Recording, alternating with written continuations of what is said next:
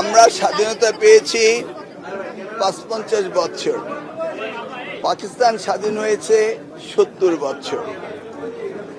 আমি এই স্টলগুলি ঘুরে মনে হলো সমগ্র পাকিস্তান আমি ঘুরে আসছি এবং তাদের যে শিক্ষায় যে ব্যাপক উন্নয়ন ঘটেছে আমি সত্যি ইমেজড।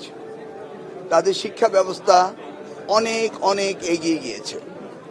আমি তাদের স্বাগত জানাই যে আমাদের বাংলাদেশে এসে আমাদের মেধাবী শিক্ষার্থীদের তাদের দেশে ফুল স্কলারশিপ দিয়ে নিয়ে যাচ্ছে। ইনস্টিটিউশন ওয়াইজ একাডেমিক ক্রেডেনশিয়াল অনুযায়ী তাদের বিশ্ববিদ্যালয়গুলো অত্যন্ত এক্সিলেন্ট, সেন্টার অফ এক্সিলেন্স। সেই জায়গায় আমাদের স্টুডেন্টরা যাবে, এই জন্য আমি তাদেরকে আন্তরিকভাবে মোবারকবাদ জানাই। এবং আমাদের সাথে পাকিস্তানের কালচারের মিল রয়েছে, খাবার দাবার রিলিজিয়াস মিল রয়েছে। অতএব আমাদের ছেলেমেয়েরা সেখানে গিয়ে সুন্দর থাকতে পারবে, এটা আমার বিশ্বাস রয়েছে।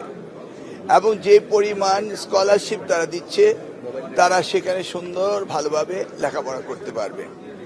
অন দ্য আদার হ্যান্ড, আমি বাংলাদেশি হিসাবে চাইব আমাদের দেশেও আমাদের শিক্ষা প্রতিষ্ঠানগুলো এইভাবে উন্নতি সাধন করুক এবং বিদেশি স্টুডেন্টরা আসুক আমাদের দেশে, এবং এই গ্লোবাল ভিলেজে আমরা যেন সকলেই শিক্ষায় মান উন্নয়ন করতে পারি।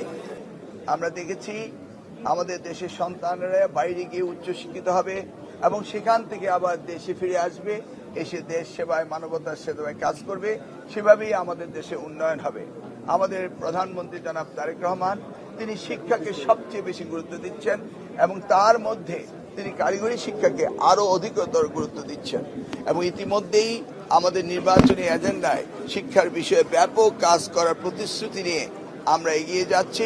ইনশাল্লাহ আপনারা পর্যায়ক্রমে দেখতে পারবেন এবং আমরা কাজ করব ওনার নির্দেশে, এই আশ্বাস আপনার।